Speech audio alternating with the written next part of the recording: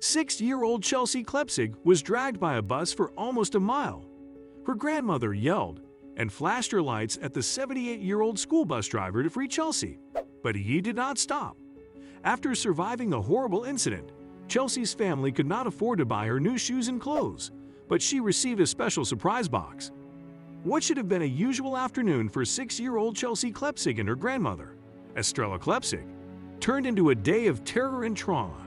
Chelsea's grandmother was waiting for her granddaughter to get off the school bus when the little girl's arm got stuck to the door, and she was dragged by the bus.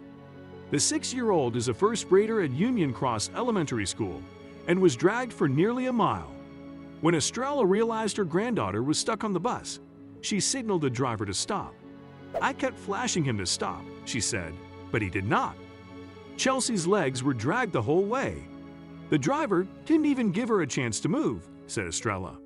Chelsea's parents also expressed how worried they were that she would lose her grip and fall into the bus. But the bus doors seemed strong and tightly kept her body attached. Chelsea fell to the ground when the doors finally opened at the next stop. Inside Edition investigated and discovered that these incidents are more common than expected. In the last decade, school buses have dragged 31 students in total, and 2 died. Now Chelsea has become part of this horrifying statistic. Luckily, the 6-year-old was not severely injured, but the emotional impact on her and her family was a lot to process. The driver was a 78-year-old man, unaware that Chelsea was stuck to the door. However, her parents pointed out that the driver did not follow protocol. He was meant to wait and ensure that Chelsea had crossed the road, but neither the 78-year-old nor the 17 other students on the bus noticed that the little girl was being dragged. According to reports, the bus driver was hired as a substitute driver in 2000. Since the incident, he has been suspended without pay and recommended for dismissal. As for Chelsea's parents, they confessed that the news came to them as a shock. Her father, John, said, "It scared me. I didn't know how to react to it. Just to realize what had happened to her, it just tore me up." The first grader's pants, socks, and shoes were shredded by the time the bus stopped, but luckily, there were no bad injuries. According to Inside Edition's investigation, these accidents started to occur more when bus technology advanced.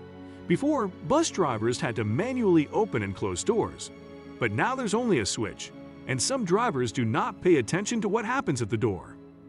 Additionally, the investigation showed how intense the pressure from the door was. It was strong enough to burst a soda can and crash anything put through it. The investigators experimented with a bus full of children. With the supervision of 2 bus safety officials and the consent of 8-year-old Julia's parents, they inserted her backpack between the school bus doors to see if she would have the strength to pull it out of the doors when they shut. But she couldn't, and with the noise of the students on the bus, no one could hear Julia screaming for help. Therefore, this experiment called for a more thorough protocol for the safety of children. Although it was a relief that Chelsea had no severe injuries, the emotional impact of the experience left her with sleepless nights and a lot of anxiety. Her parents revealed that she tosses and turns in her sleep and wakes up thinking her whole body had been scraped, but the part of her body that did get hurt was her feet. Chelsea had been wearing a newly bought pair of Fila sneakers, which protected her from severe burns. But by the time the bus stopped, the shoes were torn and unwearable. Since Chelsea only had the shoes for 3 months, her mother, Abasi, confessed that they didn't have enough money to get her a new pair after the accident. When Fox 8's journalist, Michael Hennessy, broke the story, it went viral, and many people forwarded it to Fila.